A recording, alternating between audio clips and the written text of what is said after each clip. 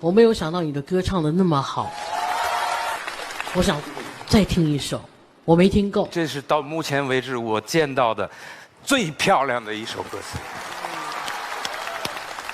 大家好，我是一位单亲爸爸，来自一个偏僻的农村人。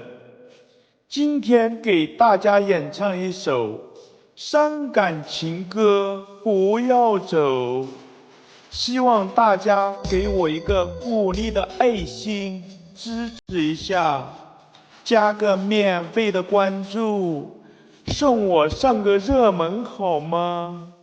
我祝您全家幸福，一生平安，谢谢你们了。